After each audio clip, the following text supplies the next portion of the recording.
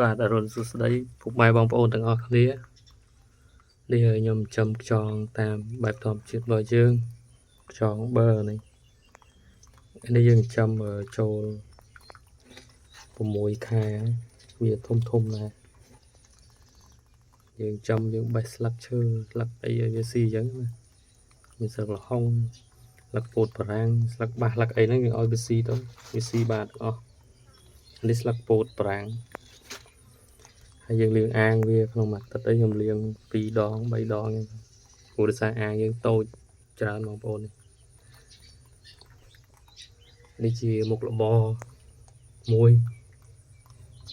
សម្រាប់អ្នកនៅផ្ទះនេះបងប្អូនពងពងវាពងពងឲ្យតែវាឡើងដល់ធំប៉ុណ្ណេះពងបងប្អូនពងខែវាពងច្រើនវាទៅចាប់ដើមពងហើយកូនមុនយើងបោះវាចេញអស់នេះយើងធ្វើអាងធ្វើលូមួយកង់ទេវាតូចជាចង្អៀតតិចដែរ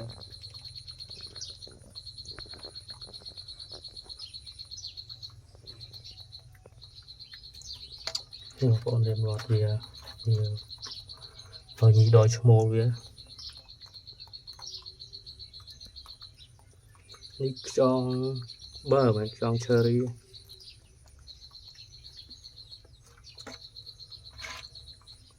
យើងបេះដាក់វាស៊ីចឹងមក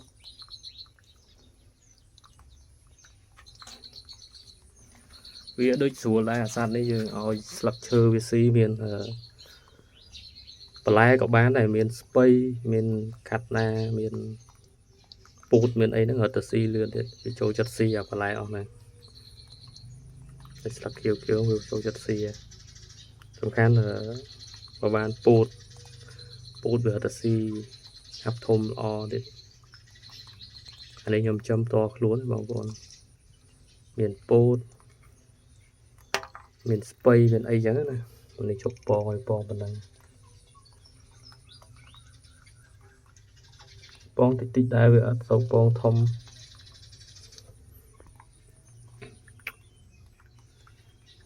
ចេះចំលេបងប្អូនព្រោះយើងនៅផ្ទះចំទៅយើងបានធ្វើជា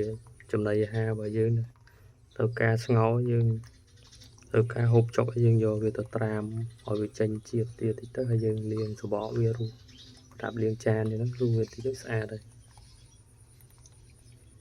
ចុះវីដេអូនេះមានតែប៉ុណ្្នឹងអរគុណបងប្អូនដែលតាមដានទស្សនា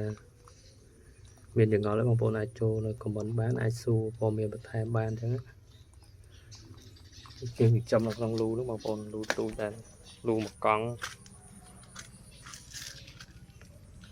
អរគុណជំរាបលា